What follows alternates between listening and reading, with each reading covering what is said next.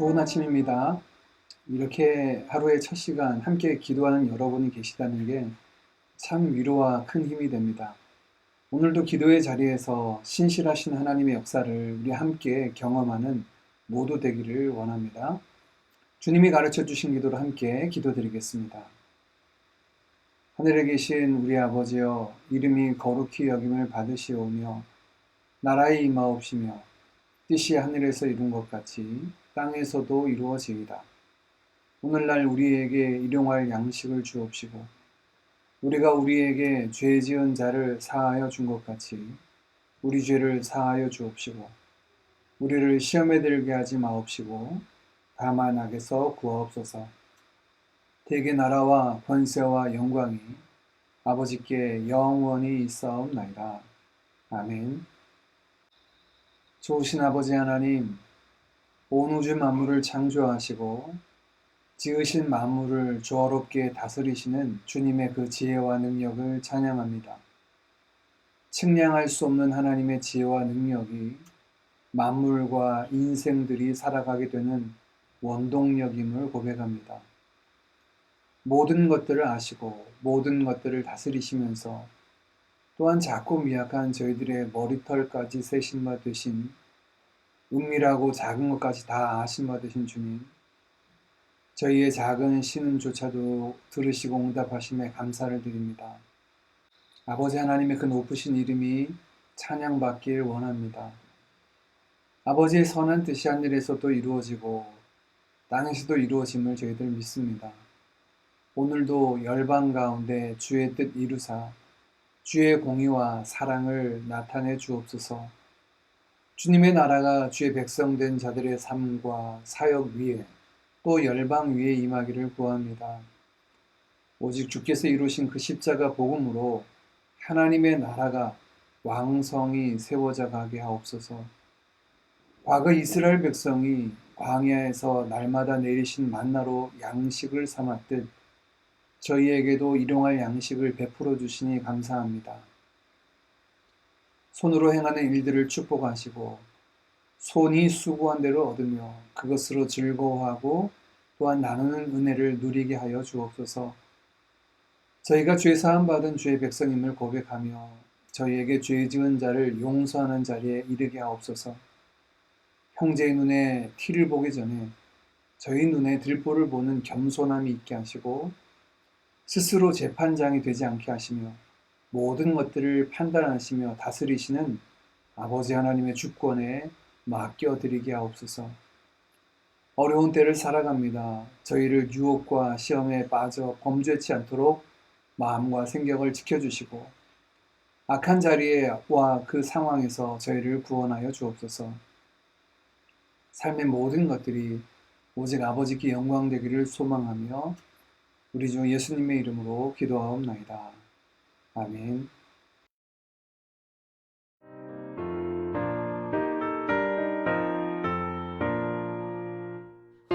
호산나 호산나 나 노래 부른다.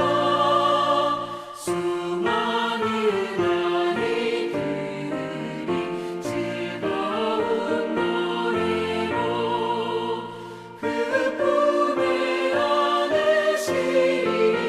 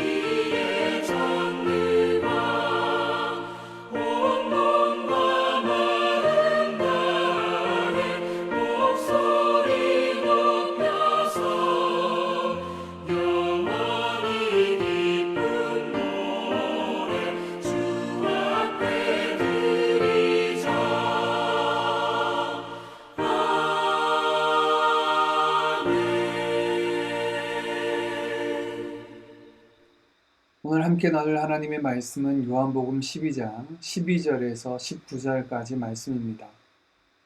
12절 말씀부터 함께 보겠습니다.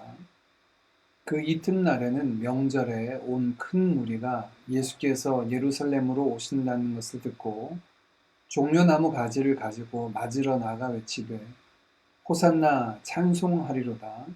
주의 이름으로 오시는 이 곧 이스라엘의 왕이시여 하더라.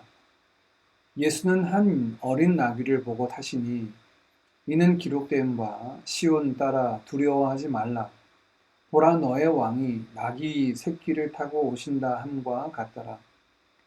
제자들은 처음에 이 일을 깨닫지 못하였다가 예수께서 영광을 입으신 후에야 이것이 예수께 대하여 기록된 것임과 사람들이 예수께 이같이 한 것임이 생각났더라.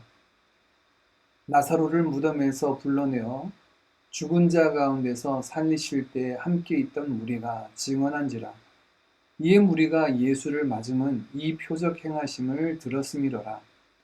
바리새인들이 서로 말하되 볼지어다 너희 하는 일이 쓸데없다.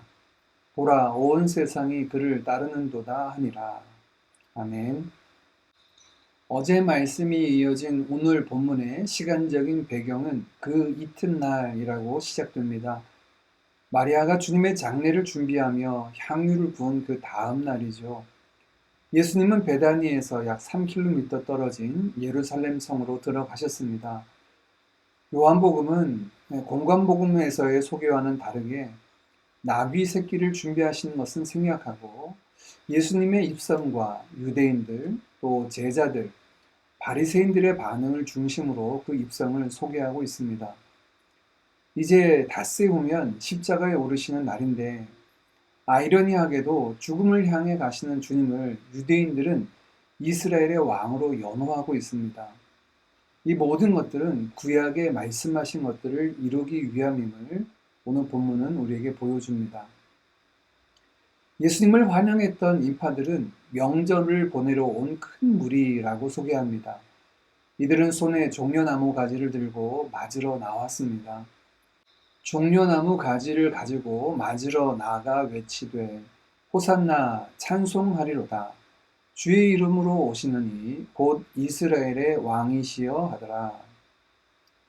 호산나 찬송하리로다. 주의 이름으로 오시느니 곧 이스라엘의 왕이라고 예수님을 향하여 연호하고 있습니다. 호산나라는 말의 뜻은 지금 구원하소서라는 뜻인데 구원을 구하는 외침으로도 사용되었지만 보통은 하나님을 찬양하는 단어로 사용되었습니다. 종려나무를 가지를 흔드는 것은 바로 승리한 왕을 맞아들이는 개선 행렬을 보여주고 있고요. 그들의 구원은 주의 이름으로 오시느니 곧 이스라엘의 왕이라고 예수님을 왕으로 부르고 있습니다. 이들의 연호는 왕으로 입성하시는 주님을 향한 당연한 찬양이죠. 그러면 이들이 정말 예수님을 자신의 왕으로 믿고 고백했기에 이렇게 찬양하고 있는 것일까요? 그것은 아닌 것 같습니다. 그들이 예수님을 맞은 이유를 17절, 18절은 이렇게 말합니다. 나사로를 무덤에서 불러내어 죽은 자 가운데서 살리실 때 함께 있던 무리가 증언한지라. 이에 무리가 예수를 맞음은 이 표적 행하심을 들었음이로라. 이들은 나사로를 살리신 주님의 표적을 보고 들어서였습니다.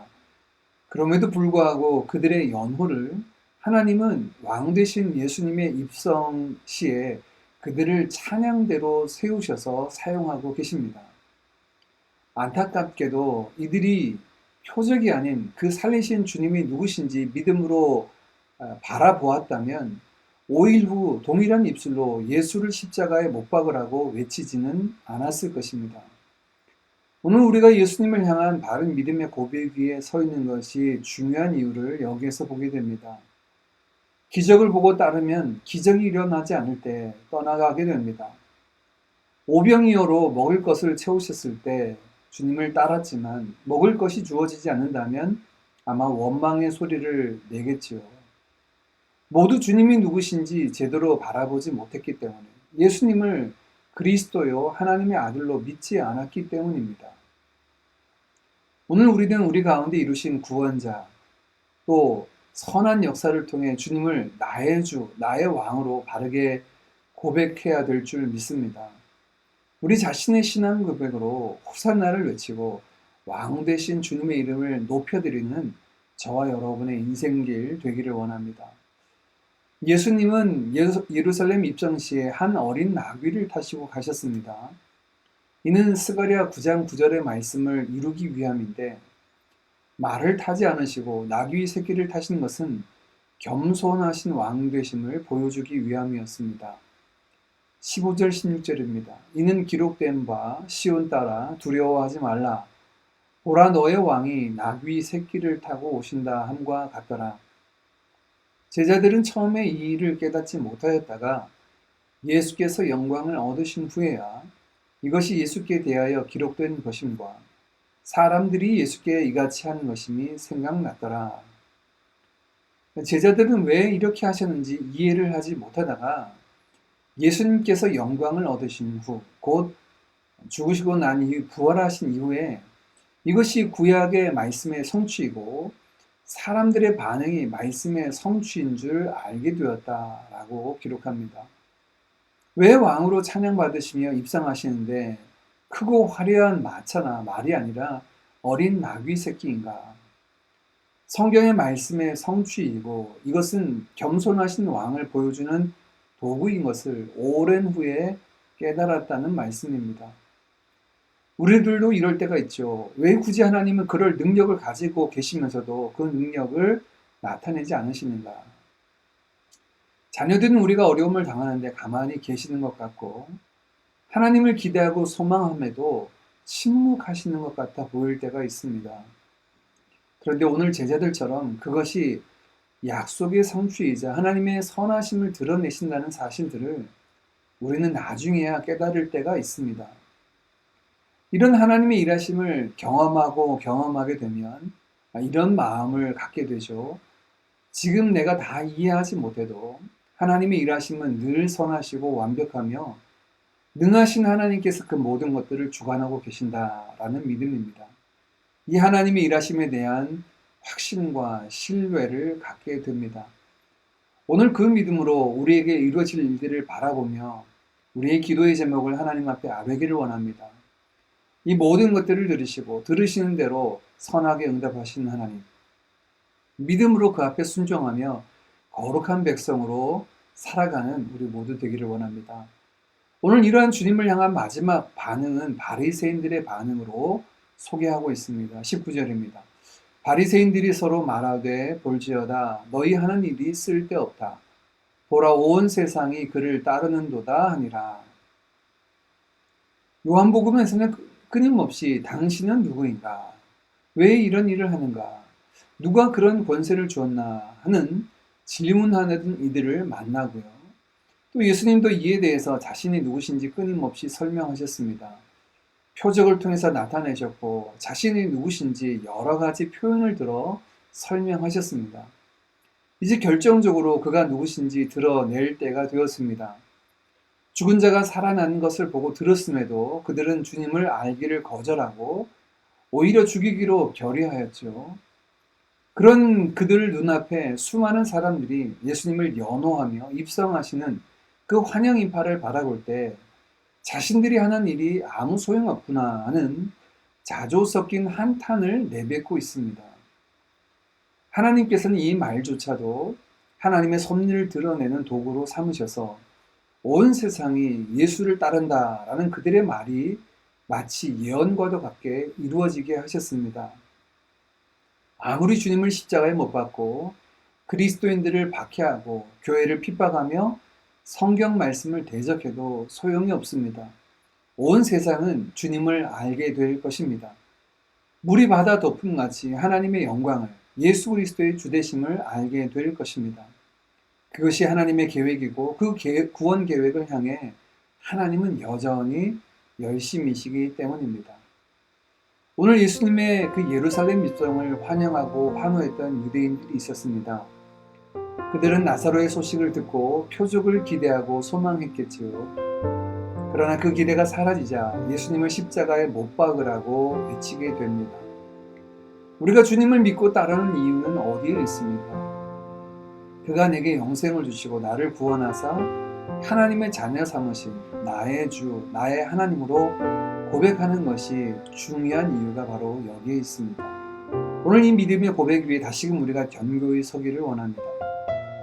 제자들은 나귀 새끼를 타시는 주님의 모습을 오랜 후에야 깨닫게 되었습니다. 지금 당장 우리가 이해하지 못하더라도 약속하신 대로 이루시는 신실하신 주님을 우리가 신뢰하고 우리의 눈에 아무것도 보이지 않고 우리 귀에 아무 소리 들리지 않으냐 해도 믿음만을 가지고 걸어가는 우리 모두 되기를 원합니다. 대적자들의 입술을 통해서도 주의 약속을 선포하게 하십니다. 온 세상이 주님을 따르는 그 날이 이르도록 주의 복음 전하는 예수의 증인된 우리 모두가 되도록 이 아침에 기도하고 힘쓰기를 원합니다. 더불어 오늘 금요일은 특별하게 우리 열방과 고통당하는 이웃들을 위해서 함께 같이 기도드리겠습니다. 이렇게 기도하겠습니다.